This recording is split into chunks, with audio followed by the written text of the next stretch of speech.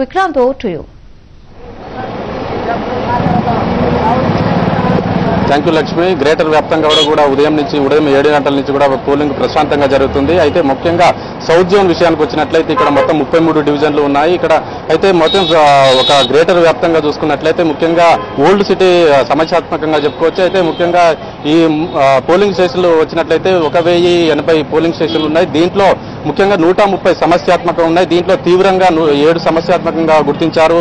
అయితే ఇప్పటికే పోలీసులు కూడా 24 గంటల ముందే బైండ్ ఓవర్ చేసుకుని, అంటే గతంలో క్రిమినల్ ఉన్న నేపథ్యంలో క్రిమినల్స్ కూడా బైండ్ ఓవర్ చేసుకుని సుమారు 500 మంది దాకా బైండ్ ఓవర్ చేసుకున్నారు. వాళ్ళని గతంలో క్రిమినల్స్ కావచ్చు, వాళ్ళ మీద ఉన్నటువంటి నేపథ్యంలో వాళ్ళు అదుపులోకి తీసుకొని పోలీస్ స్టేషన్లో ఉంచారు. అయితే ఈ సాయంత్రం 5 వరకు కూడా పోలింగ్ జరగనున్న నేపథ్యంలో 4 గంటల వరకు కూడా వాళ్ళని పోలీస్ స్టేషన్లో ఉంచి 4 గంటలకు వాళ్ళని విడుదల చేసి వాళ్ళకు ఓటు హక్కు వినియోగించుకోవాలి కాబట్టి 4 గంటలకు వాళ్ళని విడుదల చేసే అవకాశం కనిపిస్తుంది. అయితే గత కొద్దిసేపటి క్రితం మాత్రం ఎంఐఎం పార్టీ రిగ్గింగ్కు పాల్పడుతుందనేసి కాంగ్రెస్ పార్టీకి సంబంధించిన మహమ్మద్ గౌస్ గత కొద్ది రోజుల క్రితమే కాంగ్రెస్ పార్టీలో చేరాడు. మహమ్మద్ గౌస్ గతంలో కూడా ఎంఐఎం కు సేవలు చేశాడు. అతను సీనియర్ నేత, అతను ఎంఐఎం పార్టీకి.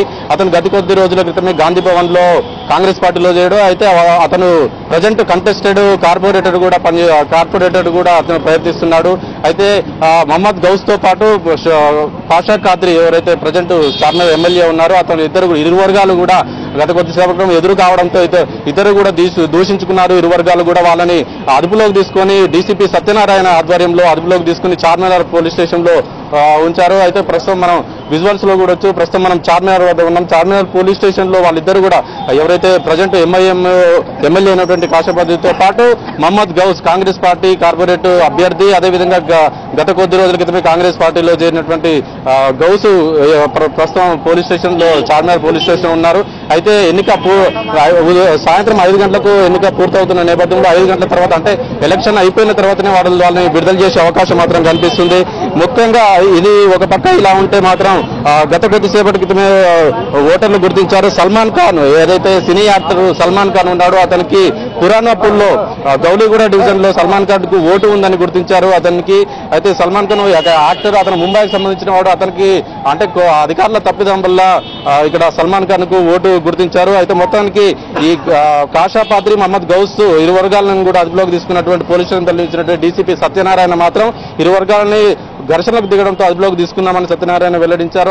సాయంత్రం 5 తర్వాత, అంటే ఓటింగ్ ప్రశాంతంగా ముగిసిన తర్వాతే అతన్ని విడుదల చేస్తామని కూడా చెప్పాడు. ఇక ముఖ్యంగా వచ్చినట్లయితే 33 డివిజన్లు ఉన్నాయి. ఇక్కడ చార్మినార్ సౌత్ డివిజన్కి వచ్చినట్లయితే 33 డివిజన్లు ఉన్నాయి. దీంట్లో మొత్తం 1180 పోలింగ్ బూతులు ఉన్నాయి. 130 సమస్యాత్మకంగా గుర్తించారు. దీంట్లో 7 తీవ్రతరం ఉండడంతో అయితే ఈ రోజు ఉదయం నుంచి కూడా మొత్తం 49 కేసులు నమోదు చేశారు. ఇరు వర్గాలు కూడా, ఇటు కాంగ్రెస్ పార్టీ, ఎంఐఎం, బీజేపీ ఇలాంటి పార్టీలన్నీ కూడా ఒకరిపై ఒకరు 37 కేసులు నమోదు చేసుకున్నారు. అయితే మొత్తం 150 మంది క్రిమినల్ బ్యాక్గ్రౌండ్ ఉన్నటువంటి వారు కూడా అరెస్ట్ చేశారు.